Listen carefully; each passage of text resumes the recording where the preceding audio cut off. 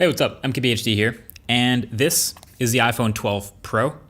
It is by far actually my favorite iPhone ever to use. That's facts.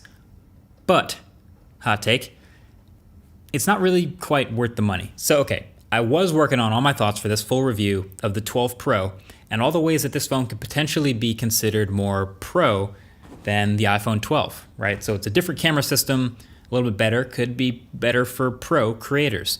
And it has more RAM, which could be considered more pro for multitasking, but it just started to kind of feel like a stretch. So I've done my review already of the iPhone 12. That's the full in-depth video. It's right below the like button, or it'll be right up there. And you should click it and watch it. It's a banger. And so this 12 Pro, it does have a few bits and advantages over the regular 12, but the more I've used it and the more I've thought about it, the more I realized, even though I've already used this title, this 12 Pro is a little bit of an awkward middle child going on here. See, almost everything that's better about the 12 Pro that could be a real significant reason to get it over the 12 is going to be even better in the 12 Pro Max. And you know, that phone's coming out a little bit later, yes, and that phone is going to be bigger, yes, and that phone is going to be even more expensive, yes. But it is a weird dilemma to find yourself in. So 12 or 12 Pro? That is the question. Well, okay, if we start off with the build, this is easily the most noticeable difference actually between these two phones. 12 Pro comes in different, possibly superior colors. It's the only one that comes in gold, and it's also the only one that comes in this specific Pacific blue color that is, in my opinion, the best available color for any iPhone right now. It's sick, but also the finishes. So another year, another glossy iPhone with a matte camera bump versus a matte iPhone with a glossy camera bump. And I still, of course, prefer the matte iPhone 12 Pro, but it's a little bit watered down instantly by the stainless steel sides, which gather more fingerprints than the CSI Employee of the Month, meaning they look pretty bad. Now, Apple's using stainless steel for a reason here. It's because it's actually more durable, it's more scratch resistant, it's just a higher quality material than aluminum, technically speaking, so that is nice. But the byproduct is definitely more fingerprints, more shininess, and actually it's a little bit heavier than the other phone. So okay, the build, maybe that's a wash. You can just pick whichever one you want from those two. Then there's the camera system. So the 12 Pro has a improved camera system over the 12, and by improved, I mean it's the same exact primary sensor, it's the same exact ultra-wide sensor, and it's an additional 2x telephoto zoom camera. Now, okay, there are going to be some people that do see that telephoto by itself as an advantage, people who take a lot of zoom photos, and it's not a space zoom, it's not a 3x or a 5 or 10x or anything crazy like that, but it's real, it's an advantage. Maybe you have kids that run far away, or you're in the back row of a concert, although in 2020, are you really? I don't know.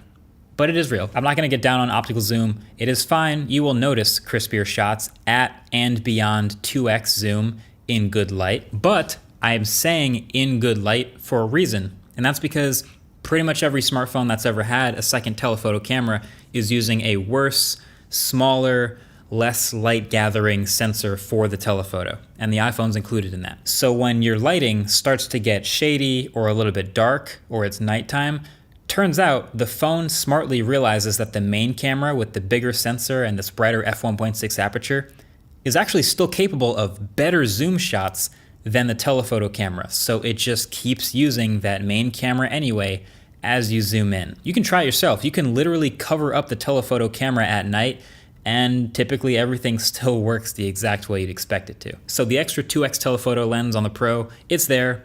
It's better sometimes in nice light for those telephoto shots, but it's probably not a reason by itself for you to upgrade, spend more money.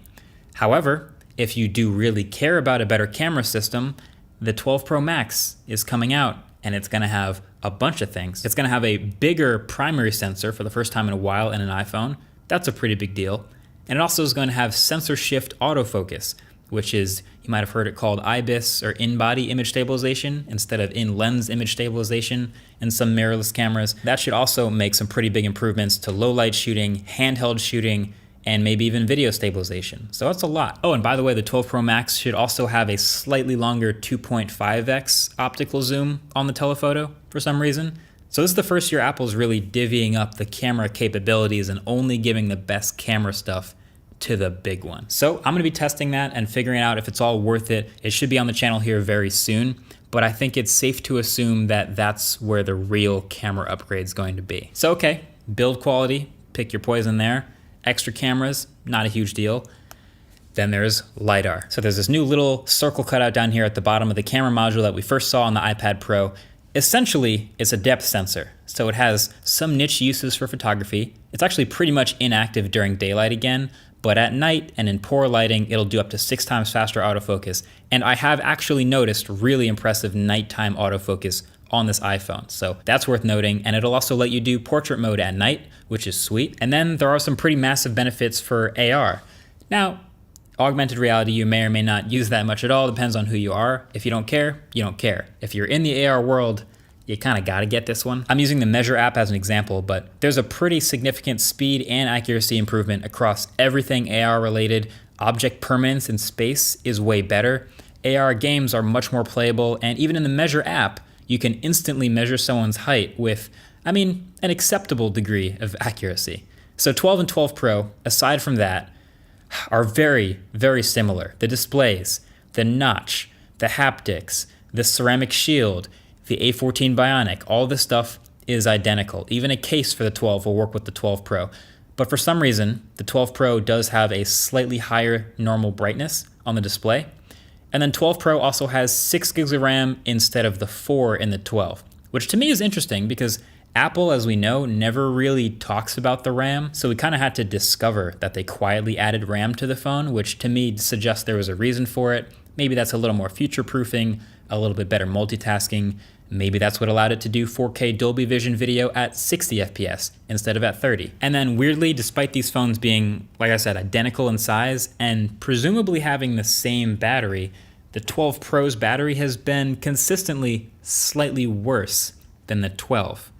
There are some theories about how this could be possibly just more RAM taking a little bit more power, or maybe it does have a different battery or something's different inside, but I think it's safe to say both these phones don't have the most amazing battery life, and if you care about battery, again, the 12 Pro Max is gonna have a bigger battery. So I think the moral of the story here is, if you really care about these upgrades, if you care about a screen upgrade, bigger screen. If you care about a battery upgrade, bigger battery. If you care about a camera upgrade, bigger sensors, you gotta go with the 12 Pro Max, but it will be a bigger price too. Really, I think this new Apple pricing strategy of offering a phone at just kind of every price has created this dilemma, this awkward middle child situation. See, now there's a whole spectrum of iPhones available anywhere from that iPhone SE starting at $399 all the way up to $1399 for the highest end 12 Pro Max. And so Apple's strategy, and it's kind of more clear and deliberate than ever, is to give you all those offerings at all those different prices and then see if they can try to upsell you a little bit inside of that chain. So that brings me to the last, maybe most interesting point, which is storage. The iPhone 12 starts at 64 gigs of base storage, and the iPhone 12 Pro starts at 128 gigs of base storage. So, okay, I want you to go ahead and check on your phone. Maybe you're watching on it right now. Go into the settings app, check how much storage you're actually using on your phone. Maybe you're one of those people that's comfortably underneath 64 gigs. You only have 30 gigs of stuff on your phone. You'll have the phone for a few years and never hit 64. Maybe you're one of those people. But I have a feeling most of you, especially if you're watching this video, aren't that person. You're probably sitting a little closer. I went in and checked on my phone. Let me go ahead and actually see it again. But I was up around 60 gigs of used storage, currently at 52 gigs. And so if I'm gonna have this phone for a couple years, I'm gonna take a bunch of photos and videos, I can't get a 64 gig phone. I've gotta go immediately with 128. And when you pay that 50 extra bucks, that brings this phone to $879, which is closer to this $999. And so now you're thinking, well, it's only 120 bucks to the next leap. Maybe I'll just make the leap and get the Pro. So I would say my advice is to just make sure. Are you sure about that?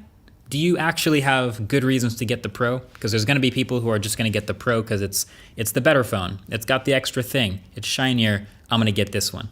That's cool. Maybe even the better colors are a reason you'd get it. But if you're looking specifically to get the best value, to get the most phone for your money, and you're considering getting the Pro, I don't think it's a good buy. And I think you'd be better off waiting for the 12 Pro Max and possibly actually getting more phone for that money. Waiting for the review to see if that's actually worth the $1,100 it starts at. But now you know. Those are my thoughts on the 12 Pro in this world. The 12, that review is already up. Feel free to check it out. But that's been it. Thanks for watching. Catch you guys in the next one. Peace.